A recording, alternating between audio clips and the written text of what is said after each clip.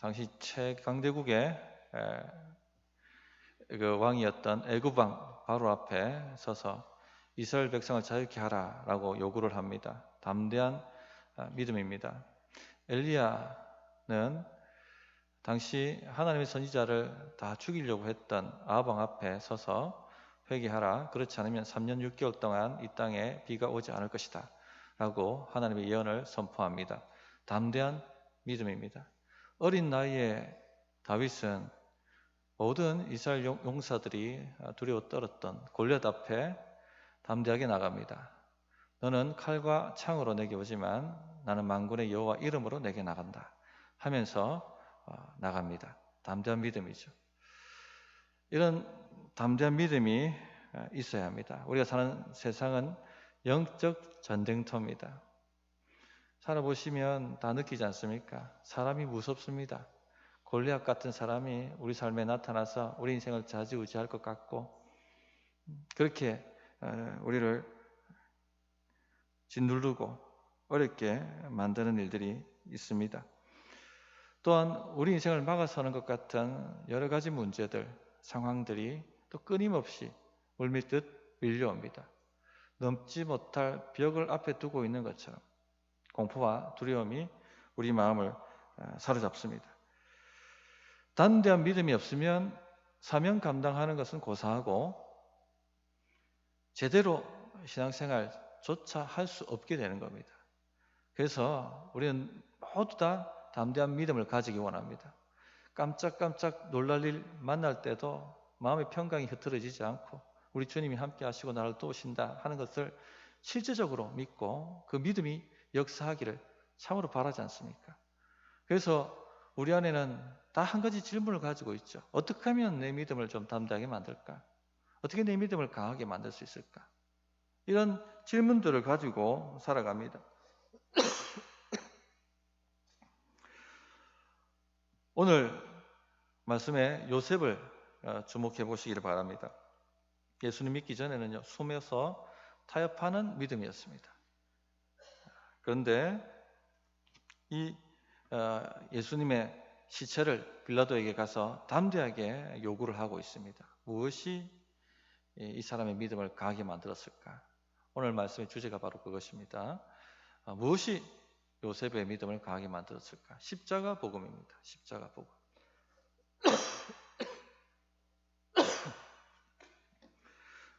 52절부터 53절을 보십시오.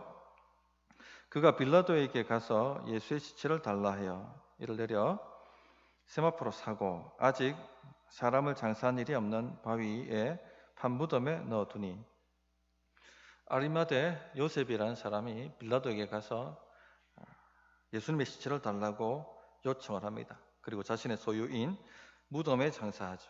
상당히 대담한 행동입니다. 빌라도에게 시체를 달라고 요구하는 것 자체가 쉽지가 않습니다.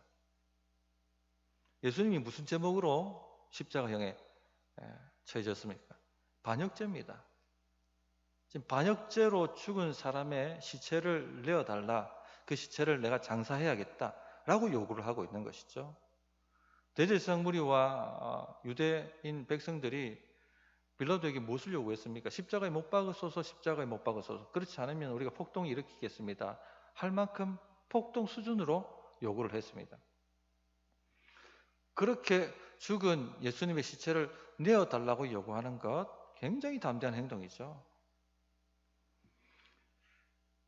이 아리마대 요셉이 도대체 누굴까? 우리가 한번 살펴봐야겠습니다. 50절부터 51절 보면 이 아리마대 요셉이 어떤 사람이었는가 하는 내용이 간략하게 소개되어 있습니다.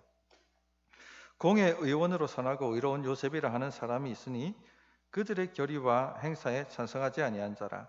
그는 유대인의 동네 아리마대 사람이요 하나님의 나라를 기다리는 자라. 이렇게 소개하고 있죠. 아리마대는 지명 이름입니다. 당시 성이 없었기 때문에 아리마대 동네 요셉 이런 식으로 불렀습니다. 여러 요셉이 있으니까 아리마대 출신 요셉 이런 식으로 성 대신해서 붙여서 불렀던 겁니다. 그런데 이 아리마대 요셉은 공의 의원이었다라고 50절에 소개하고 있습니다. 여기서 공의는 산헤드린 공회를 말합니다. 산헤드린 공회는 이스라엘의 최고의 권력 기관입니다. 공회 의원이었다는 것은 아리마대 요셉이 엄청난 권력을 가진 지위에 있는 사람이었다 하는 것을 의미합니다. 또한 선하고 의로운 요셉이라 이렇게 불려졌다고 얘기하고 있죠. 하나님 말씀대로 살려고 하는 신실한 신앙인이었다 하는 것을 알려주고 있습니다. 그래서 51절 보시면 하나님의 나라를 기다리는 자였다라고도 소개하고 있습니다. 즉 메시아가 오시기를 기다리고 기도하는 사람이었다 하는 것을 얘기해주고 있습니다. 메시아가 오셔서 그 나라와 함께 이 땅 가운데 임하실 것을 그렇게 기도하면서 기다리고 있었던 사람이었죠. 51절을 또 보시면 요셉은 그들의 결의와 행사에 찬성하지 아니한 자라고 소개를 하고 있습니다. 우리가 지금까지 예수님의 순환을 계속해서 살펴보고 있습니다. 몇 주 져서 예수님의 순환, 예수님의 고난을 묵상하고 살펴보고 있습니다. 산헤드린 공회가 예수님을 심문하고 또 모욕했던 것 다 기억하실 것이죠. 산헤드린 공회가 예수님을 죽이기로 결의하고 반역죄로 빌라도에게 죽여달라고 요구합니다. 빌라도는 조사를 해보고 예수님이 무죄하다라고 혐의 없음을 결론 내렸습니다. 헤롯도 조사해보고는 혐의 없다라고 무죄하다라고 얘기를 했죠. 그러나 이 산헤드린 공회는 물러서지 않습니다. 백성들을 충동시켜서 예수님을 십자가에 못 박으소서, 십자가에 못 박으소서 하고 요구하게 만들었습니다. 이 결의와 행사에 참여하지 않았다는 얘기입니다. 요셉은 이 결의와 행사에 참석하지 않았습니다. 왜 그랬을까요?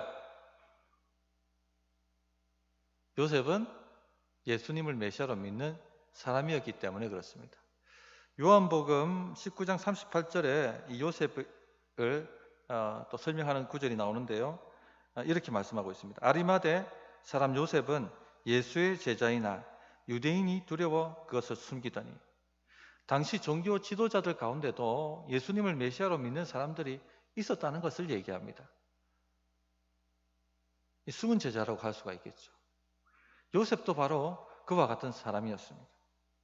예수님의 말씀을 직접 들었고 또 예수님이 일으키시는 기적도 보았습니다. 주님께서 메시아가 되신다 하는 증거는 아주 분명했고 부인할 수가 없었습니다. 지금까지 자신이 연구했던 모든 구약의 예언서들을 다시 뒤져보고 살펴보았을 때 예수님께서 메시아가 되신다 하는 것이 믿어지고 확신이 되었습니다. 그래서 주님을 따르기로 결심을 했던 것이죠. 그러나 방금 인용했던 요한복음 19장 38절에 의하면 요셉은 유대인들이 무서워서 감히 드러내지 못하고 숨어서 그렇게 믿었다라고 말씀을 하고 있습니다. 왜냐하면 산헤드린 공회는 예수님을 거짓 선지자라고 규정을 하고 예수를 따르는 자는 출교시키겠다라고 결정을 내렸기 때문에 그렇습니다. 그래서 이것이 무서워서 숨어서 신앙생활하는 그런 숨은 제자였죠. 그랬던 요셉이 자신의 신앙을 드러냅니다. 52절에 그가 빌라도에게 가서 예수의 시체를 달라 하여 신앙 드러낸 것이죠. 나는 예수 믿는 제자입니다. 예수님을 이렇게 둘 수는 없습니다. 그 시체를 내게 주십시오. 내가 제대로 장사해서 묻어야겠습니다. 그렇게 말했다는 것입니다. 무엇이 요셉의 믿음을 이렇게 담대하게 만들었을까요? 십자가 복음밖에 없어요. 이 요셉의 변화 사이에 있는 유일한 사건은 십자가 죽으심밖에 없습니다. 그 말은 이 십자가 죽으심이 요셉에게 믿음을 일으켰다는 것이죠. 담대한 믿음을 일으켰습니다. 요셉은 산헤드린 공회가 모여서 예수님을 심문하고 그에게 죽음을 언도할 때, 사형을 언도할 때 그곳에 같이 있었습니다. 예수님을 심문하는 그곳에서 예수님이 말씀하시는 것을 다 듣고 있었죠. 또 빌라도가 심문하는 것, 헤롯이 심문하는 것도 다 지켜보고 있었습니다. 모든 것이 무죄였습니다. 혐의가 없었습니다. 모든 것이 가짜였고 거짓말로 고소하는 것이었습니다. 그러나 산헤드린 공회는 물러서지 않고 예수님을 십자가에 못 박으라고 그렇게 요구를 했습니다. 예수님은 그들과 완전히 대조되는 모습을 보여주셨습니다. 신문당하셨을 때 하셨던 말씀들, 또 자기를 십자가에 죽게 만드는 사람들을 향하여 기도하셨던 장면들, 또 주님께서 십자가 달리셨을 때 그 십자가 상에서 하셨던 말씀들, 또 3시간 동안이나 하늘이 어두워졌던 그 일들, 뿐만 아니라 운명하실 때 성전의 휘장이 위에서부터 아래로 찢어진 사건들, 이 모든 것을 종합해 볼 때 예수님은 그가 말씀하신 대로 우리를 죄에서 구원하실 메시아가 되신다 하는 것이 분명하게 다가왔습니다. 주님은 자신의 죄 때문에 죽으시는 것이 아니라 우리가 받아야 될 그 하나님의 진노와 심판을 대신 받으시는 죽음, 대속의 죽음을 죽으신다 하는 것이 그 마음에 분명하게 깨달아졌던 것입니다. 이처럼 십자가는요, 무언의 엄청난 메시지를 주었던 것입니다. 자, 이것은 요셉뿐만 아니라 지난주도 잠깐 언급했습니다만 그 십자가 죽음을 보았던 많은 사람에게도 동일하게 무언의 메시지를 주었다 하는 것을 밝히 보여줍니다. 23장 47절 48절을 다시 한번 보시면 47절에 백부장이 그 된 일을 보고 하나님께 영광을 돌려 이르되 이 사람은 정녕 의인이었도다. 이 로마 백부장은 이방인입니다. 하나님을 모르는 사람입니다. 말씀을 모르는 사람이에요. 그런데 십자가의 죽음이 강력한 무언의 메시지가 되어서 이분은 의로운 분이시다. 이분은 죄가 없으신 분이시다. 참으로 하나님의 아들이시다 하는 것을 깨닫게 만들었다는 것이죠. 그래서 하나님을 찬양하고 있습니다.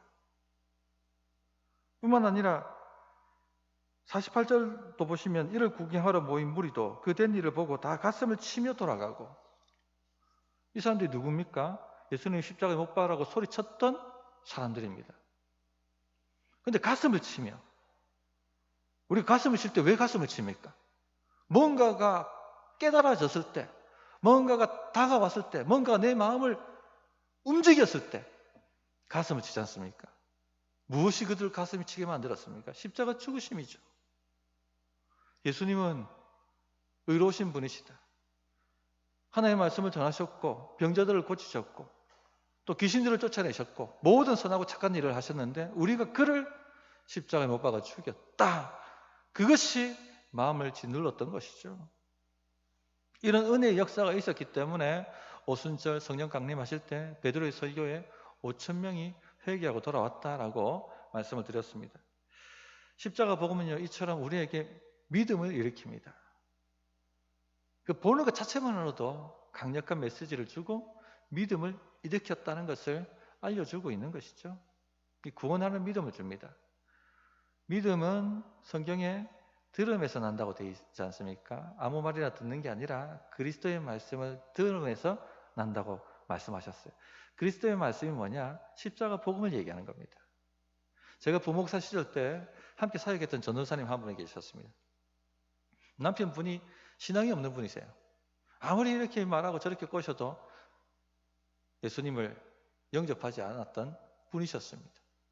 그런데 한 날은요, 2주간 교회에 휴가를 요청하신 겁니다. 기독교부에서 하는 성지순례 프로그램에 이 남편을 좀 데려가야겠다 하는 것이 이 휴가를 요청한 목적이었어요. 교회가 허락을 했습니다. 그래서 남편을 모시고 여행 가자고 하면서 이 성지순례 프로그램에 참여를 시켜버린 거예요. 가면 뭐합니까? 주님이 계시고 사역하셨던 그 역사적 현장에서 강사 목사님을 통하여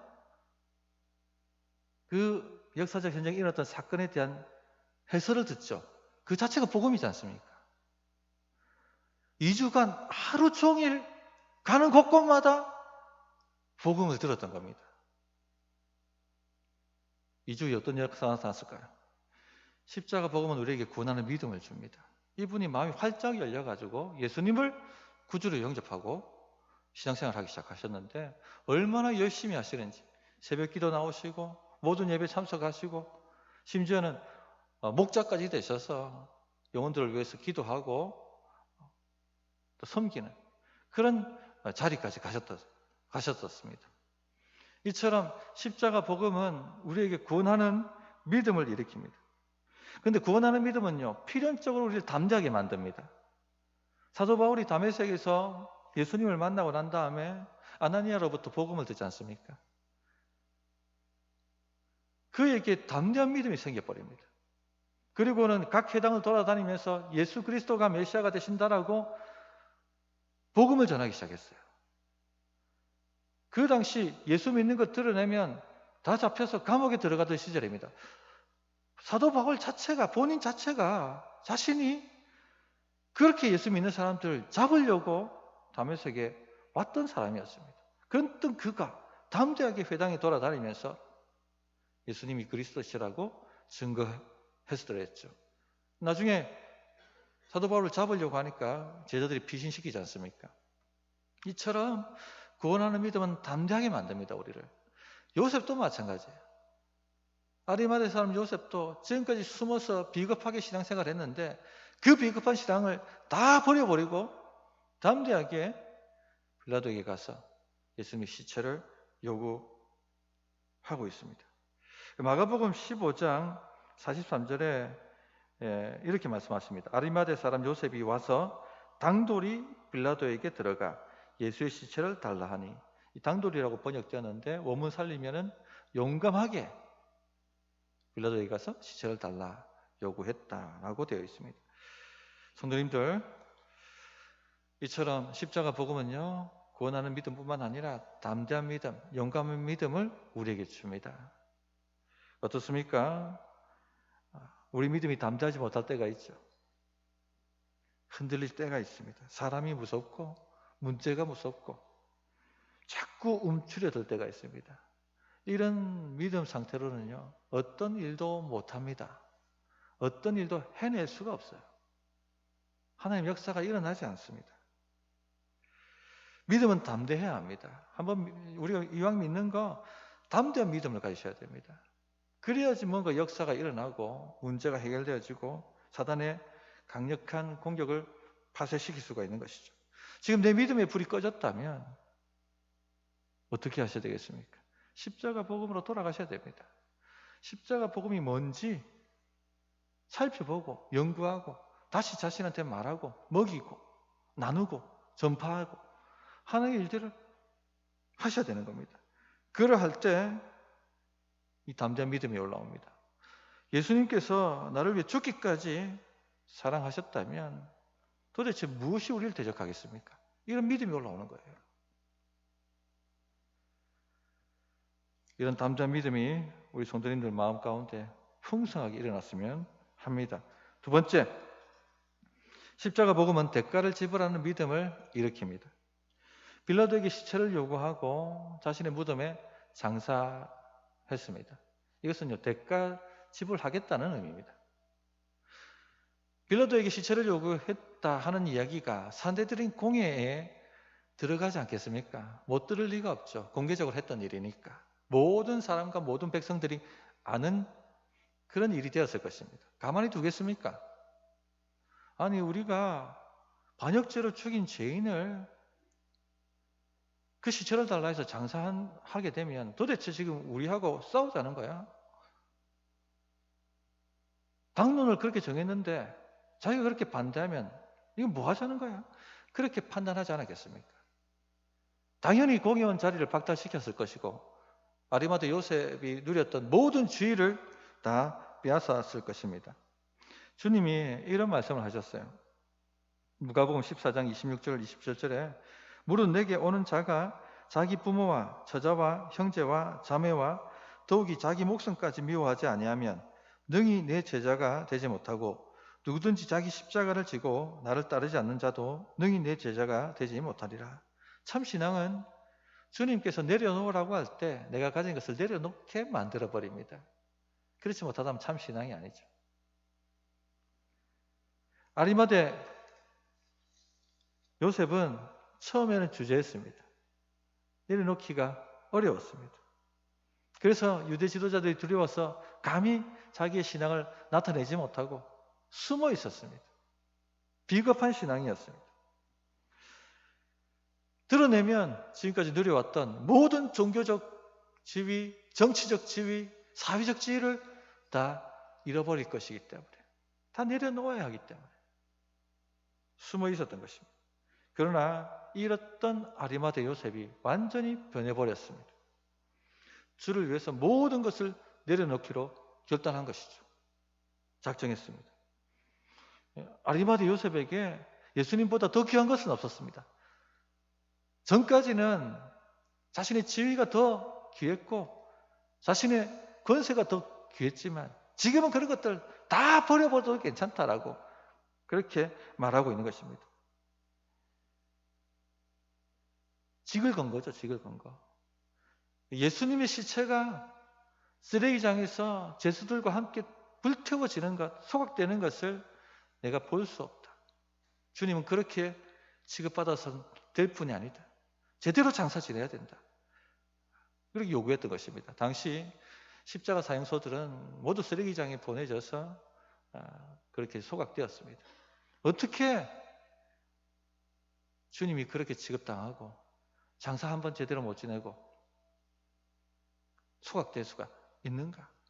내 모든 직을 걸고서라도 제대로 장사 지내드려야겠다 하고 빌라도에게 시체를 요구했던 것입니다. 그리고 그 시체를 내려서 비싼 세마포로 싸매고 아무도 사용해 보지 않은 값비싼 무덤에 주님을 안치했던 것입니다. 공회원들이 알든 말든 박탈되든 말든 전혀 상관하지 않겠다는 것이죠. 이처럼 요셉은요 대가를 지불하는 믿음이 되었습니다. 이런 믿음이 역사를 일으켜요. 아마 요셉은 몰랐을 것입니다. 자신의 이런 믿음이 하나님의 말씀을 성취하고 있다는 것을. 이사야서 53장 9절에 그가 죽은 후에 부자와 함께 있었도다 라고 예언을 하셨어요. 주님은 부자의 무덤에 안치될 것이고 거기서 부활하셔서 그 빈 무덤이 부활의 증거가 될 것이다 하는 예언의 말씀입니다. 그 말씀을 성취한 사람이 아리마대 요셉이에요. 만약에 요셉이 그런 믿음이 없었다면 예수님의 시체는 쓰레기장에서 소각될 운명에 처했을 것입니다. 무엇이 이런 믿음을 가져다 주었습니까? 십자가밖에 없어요. 이 변화는 십자가 사건밖에 없습니다. 십자가 복음은 대가를 지불하게 하는 담대한 믿음을 일으킵니다. 왜 그렇습니까? 예수님 사랑을 경험하게 만들기 때문에 그렇습니다. 사랑을 경험하면요 대가 지불하게 되어 있습니다. 누군가에게 대가 지불하게 하려고 한다면요 사랑을 경험하게 하면 되는 거죠. 사랑하는 사람들 어떤 대가를 지불하고서라도 그 사랑을 위해서 일하려고 합니다. 지난주 십자가는 하나님의 사랑을 우리에게 전달해 준다. 하나님의 사랑을 보여준다는 말씀을 전했습니다. 예수님께서는 자신을 죽이는 자신의 십자가에 못 박는 죄인들을 위하여 오히려 기도하셨습니다. 그처럼 죄인들을 사랑하셨죠. 아버지 저들을 사하여 주옵소서. 자기들이 하는 것을 알지 못함이니이다.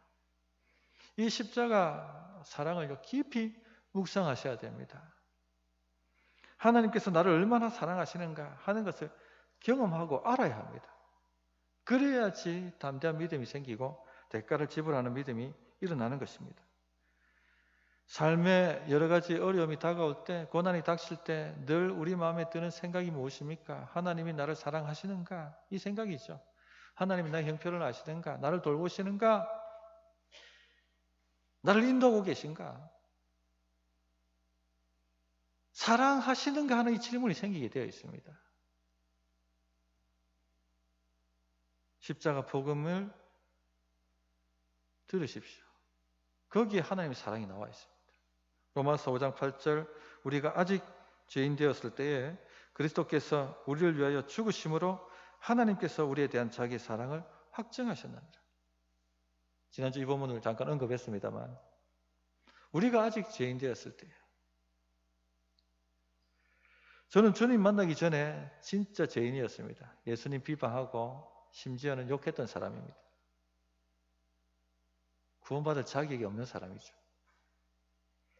그럼에도 불구하고 하나님께서는 계속해서 전도자를 저한테 보내주셨어요. 내가 너를 이처럼 사랑한다는 메시지를 계속 들려주셨습니다. 어느 날 저희 어머니께서 교회 중부팀 모임에 기도하러 가셔서 오신 다음에 혀가 오늘 전도사님이 너를 위해서 그렇게 눈물을 흘리고 기도하시더라 라고 말씀을 하시는 겁니다. 무서웠습니다. 아니, 나를 어떻게 알지도 못하는 사람이 나를 위해서 눈물을 흘리고 기도한단 말인가? 나는 예수 믿지도 않는데. 근데 늘 그 기도 모임에 갔다 오시면은 오늘도 전도사님이 너를 위해서 눈물로 기도하시더라. 그렇게 말씀하시는 거예요. 그것이 여러 번 저에게 들려질 때 갑자기 하나님께서 그렇게 하시고 계시다 하는 것이 느껴졌습니다. 하나님께서 이 전도사님을 감동시키셔서 나를 위해서 눈물을 흘리고 기도하게 만드시는 거예요. 그때 깨달아졌던 사랑이 바로 로마서 5장 8장이에요. 저리 말씀입니다. 우리가 아직 죄인 되었을 때에 그리스도께서 우리를 위해 죽으심으로 하나님께서 우리에 대한 자기의 사랑을 확증하셨느니라. 그 사랑이 제 마음에 물밀듯이 밀려 들어왔습니다. 거기에 꺾여버린 거예요. 성도님들, 하나님께서 나를 사랑하실까? 내 형편을 알고 계실까? 나를 돌봐주실까? 나를 도와주실까? 우리가 기도하다 보면 아들아, 내가 너의 형편을 알고 있다. 이런 감동받을 때가 있죠. 그 정도 수준이 아닙니다. 나는 너를 사랑하여 너를 위하여 죽었노라. 더 무슨 말이 필요하겠니? 그렇게 말씀하시는 것이죠. 주의 사랑이 흐릿해졌다면 믿음이 흔들리고 계실 겁니다. 어떻게 해야 됩니까? 십자가로 바로 돌진하셔야 됩니다. 십자가 복음으로 바로 달려가셔야 됩니다. 신자의 삶의 동력은요, 딴 데서 나는 것이 아니라 그리스도의 사랑에서 납니다. 그리스도의 사랑이 우리를 강건하셔야지 우리의 믿음이 올라오는 겁니다. 이 일도 하고 저 일도 하게 되는 겁니다. 고린도후서 5장 14절에 사도 바울이 이렇게 말씀하시죠. 그리스도의 사랑이 우리를 강건하시는도다. 목숨을 걸고 복음을 전하고 매를 맞으면서도 복음을 전하고 그렇게 유럽까지 복음을 증거했던 사도 바울의 그 동력이 어디서 나온 겁니까? 그리스도의 사랑이 우리를 강건하시도다. 돈을 준다고 그 일을 하겠습니까? 박수를 쳐준다고 그 일을 하겠습니까?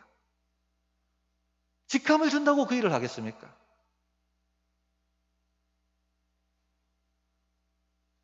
어떤 고난에 와도 어떤 방해가 있어도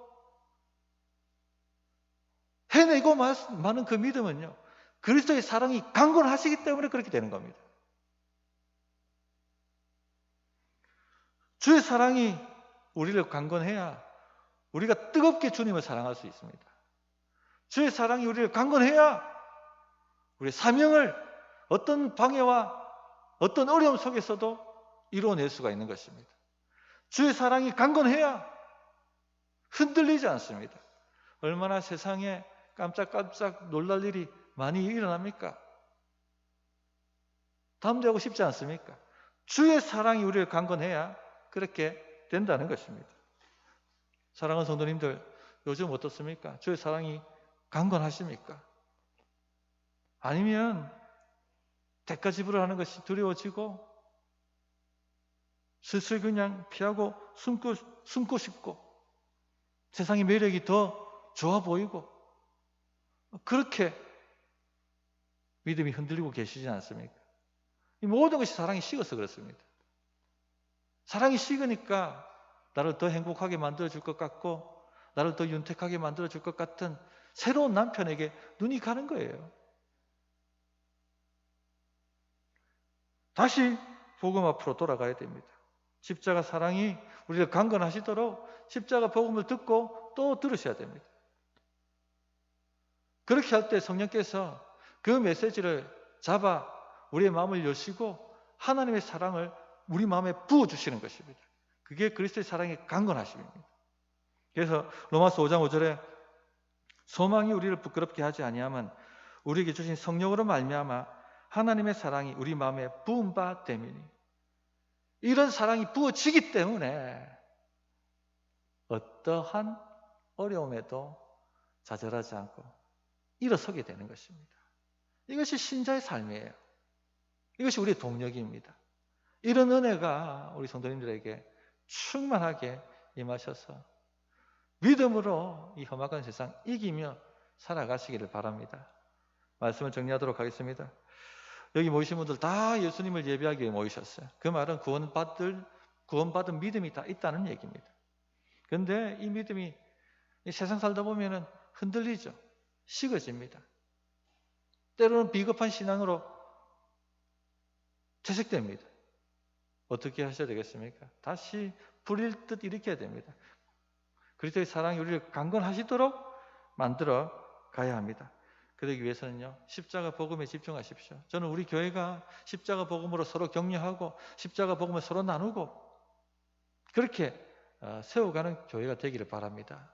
그렇게 할 때 성령께서 우리의 마음에 하나님의 사랑을 부어지게 만드십니다. 뜨겁게 만드세요. 교회 기도 불이 일어나게 만들고 예배 불이 일어나게 만들고 서로 섬기고 사랑하게 만드는 불이 일어나게 만드는 겁니다. 그 동력은 십자가 사랑밖에 없어요.